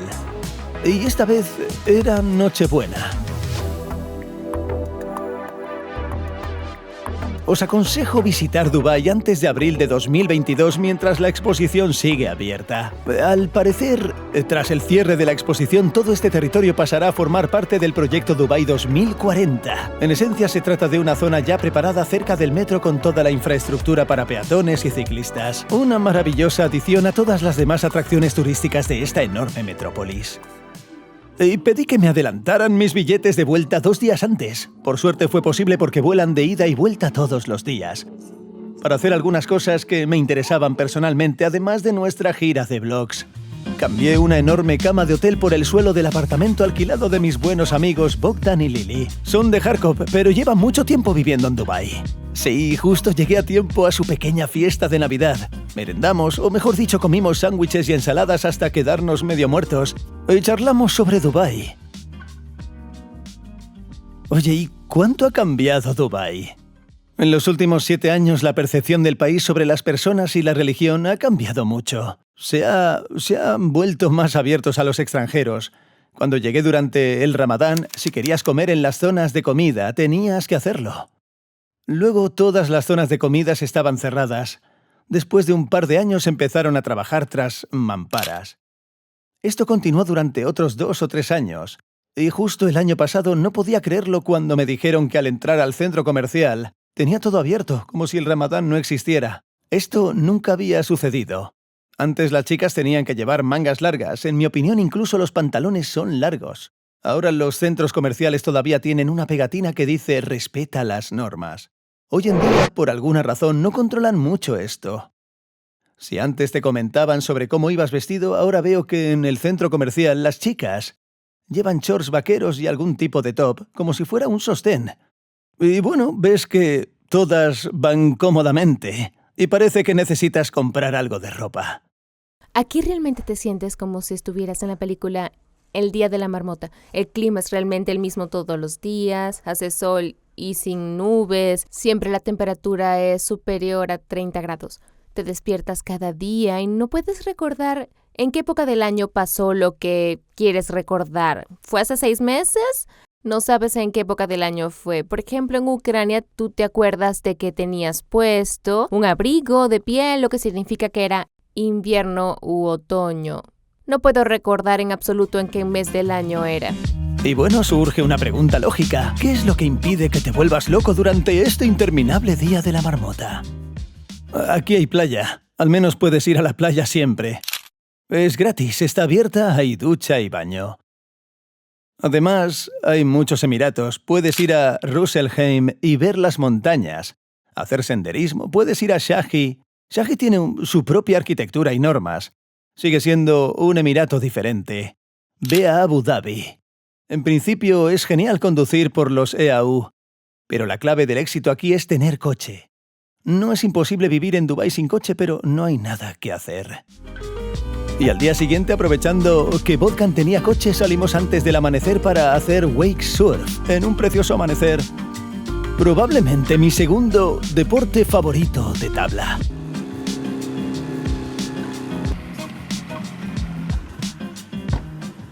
Impresionante silueta de la ciudad por un lado. Esto es industrial por el otro. Presiento que el viaje será muy chulo, al estilo de Dubái.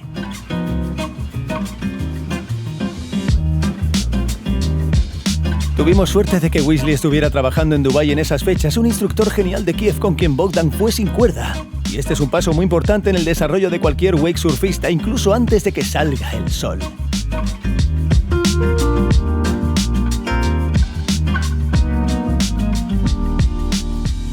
Descubrí esta diversión este verano y me enamoré de ella a primera vista. Esto se siente como surfear de verdad, solo que sin restrillaje ni el riesgo de quedar atrapado en una ola.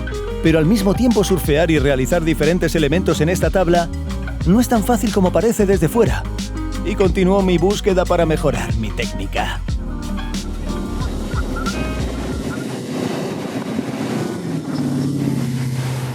Aquí tienes un resort cómodo. ¿Puedo darme un masaje de pies? ¿Se puede dar masaje? Sí, esto es Dubái. Estamos en una posición ligeramente encorvada, con los hombros ligeramente adelantados en la ola. ¿Vale? Tienes que ir así, ¿verdad? Sí. Hay que bombear y surfear constantemente en esta posición. En general, la actividad es simplemente increíble, dinámica, interesante y a la vez nada traumática.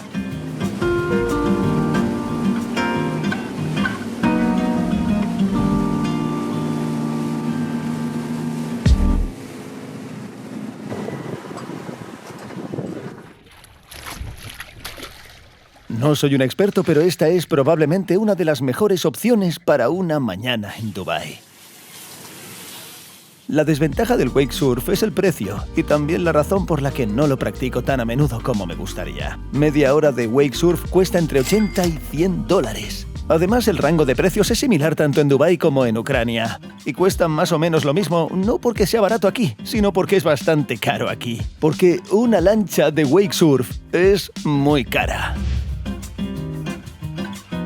Como probablemente en cualquier otra gran ciudad progresista, Dubái ofrece una gran variedad de actividades extremas, acuáticas y deportivas.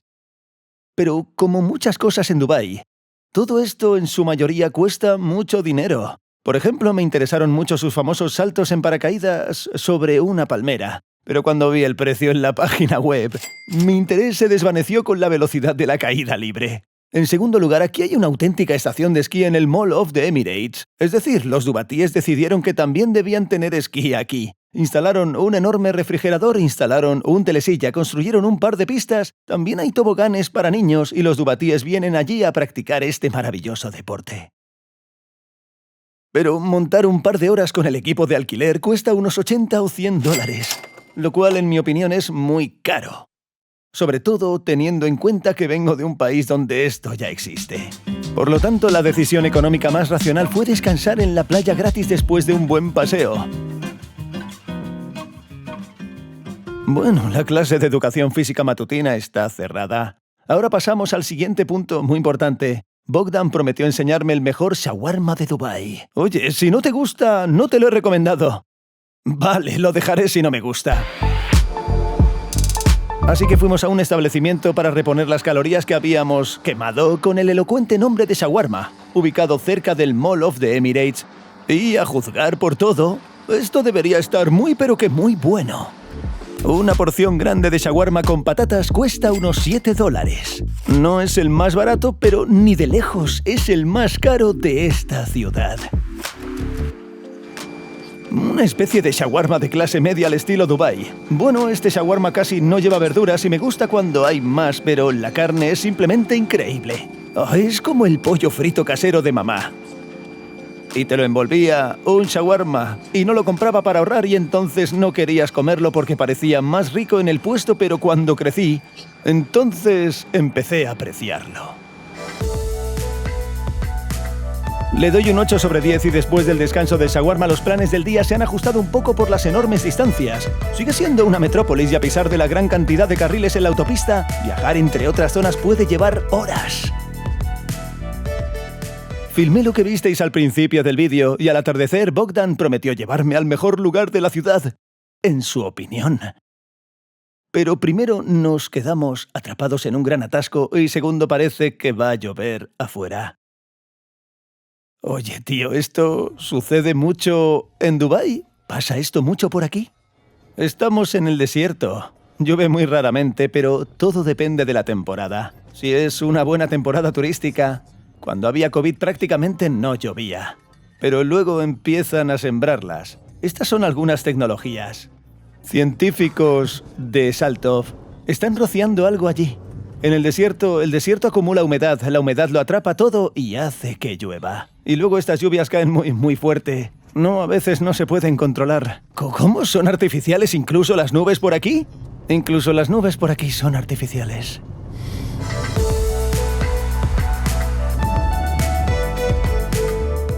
Vale, hemos llegado a un barrio llamado Creek Harbor. Creek es el río principal, prácticamente el único. Entiendo que es artificial. A lo largo del cual están construyendo una nueva zona residencial muy chula. Y este es un lugar tan urbano con excelentes vistas del centro. Y todo sería casi perfecto si no fuera por la absoluta fealdad del barco pirata turístico.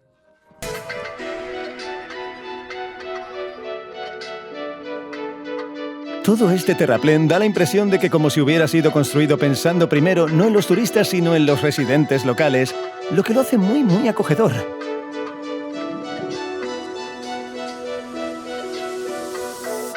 El lugar en general es muy elegante, pero lo que más me gustó fue esto. Mirad cómo cercaron la obra.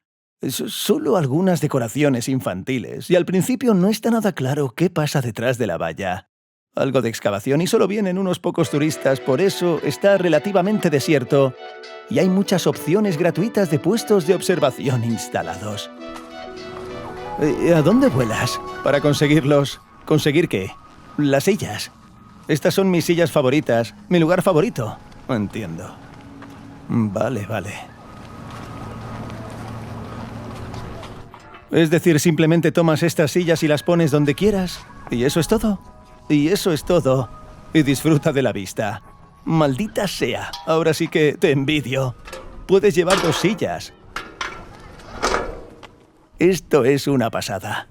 Si yo fuera una chica e hicieras esto ahora, tus posibilidades aumentarían mucho, chaval.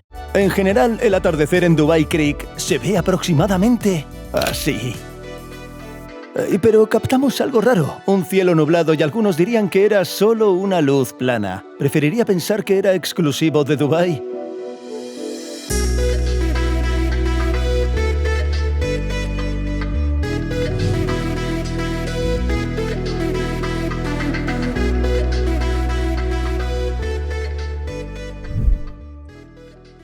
Vale, así es Dubái.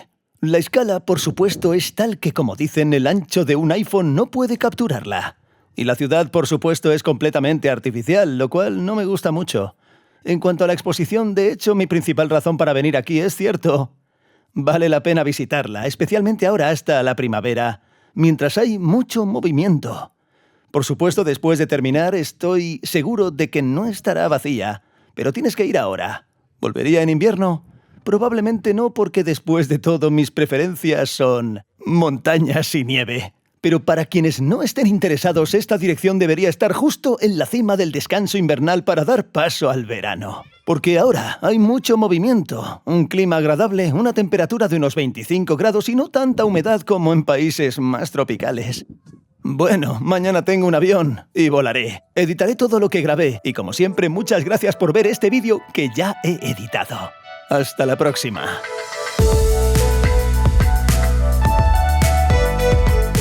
Y por supuesto, como siempre, después de los créditos que no están, os recuerdo amablemente que dejéis vuestros me gusta, los likes y todas esas cositas que nos ayudan al algoritmo de YouTube. Así que venga, nos vemos en el próximo vídeo.